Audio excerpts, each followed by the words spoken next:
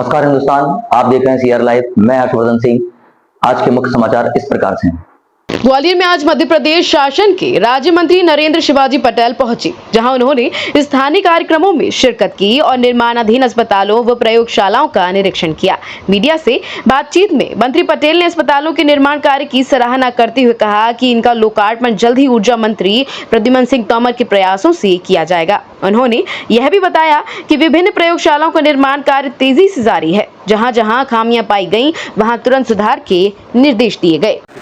बिल्कुल निश्चित रूप से देखिए, ये बिल्डिंग पूर्णतः तैयार है 100 बेड से सिविल हॉस्पिटल के लिए। हमारे यशस्वी मंत्री आदरणीय प्रद्युम्न सिंह तोमर जी के विधानसभा क्षेत्र में है और उनके भरसक प्रयत्नों से बहुत सुंदर निर्माण हुआ है और शीघ्र इसका लोकार्पण हो, उसका प्रयास भी आदरणीय मंत्री प्रद्युम्न सिंह तोमर जी कर रहे हैं। उसी दिशा में हमने सोचा कि एक बार लोकार्पण करने से पहले बिल्डिंग का निरीक्षण कर लिया जाए। तो बिल्डिंग के निरीक्षण में हमने पाया कि निर्माण अच्छा हुआ है, गुणवत्तापूर्ण हुआ है और शीघ्र इसका लोकार्पण हो जाएगा तो निश्चित रूप से हमारे क्षेत्र के लोगों को इससे लाभ मिलेगा। इस क्षेत्र के नियत को लेकर भी आपने चर्चा करी है अधिकारियों से, बेहद महत्वपूर्ण है क्योंकि अंचल मिलावट के लिए पूरे देश में बनना मुश्किल है। तो बिल्कुल हम लगातार इस बात का प्रयास कर रहे हैं कि मध्य प्रदेश में मिलावट रोकी जाए। इसका हमारे समय समय पर अभियान चलते हैं।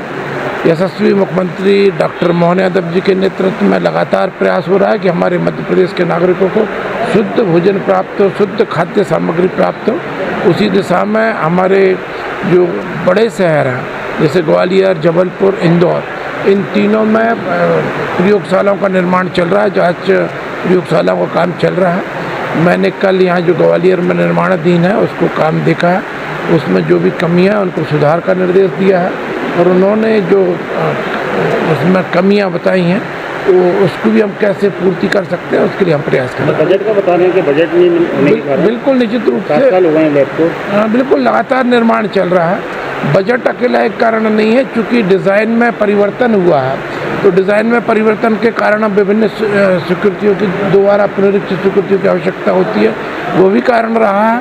और जहाँ पर उनको जितना पैसा दिया गया था उस पैसे के अतिरिक्त और आवश्यकता पड़ रही तो वो भी देने का काम करेंगे। जीएच कहते थे कि जीएच में हाल की घटनाएं बराबर हो रही हैं और एसी के टेंडर अभी तक नहीं हो पाए हैं। मैं उसके लिए भी मुझे जानकारी दी है मेरी, आप मीडिया मित्रों के माध्यम से ही हमको संज्ञान में आया था तो मैंने वहाँ पर अधीक्षक महोदय को बोला है, निर्देश दिया है कि जो भी उनकी तरफ से प्रस्ताव गए उनको दोबारा मेरे संज्ञान में ले आए, उनको भी हम शीघ्र कराने का प्रयास करेंगे। मध्य प्रदेश को हेल्थ टूरिज्म हब बनाने का लगातार प्रयास किया जा रहा है, लेकिन एक आंकड़ा बड़ा हैरान करने वाला है।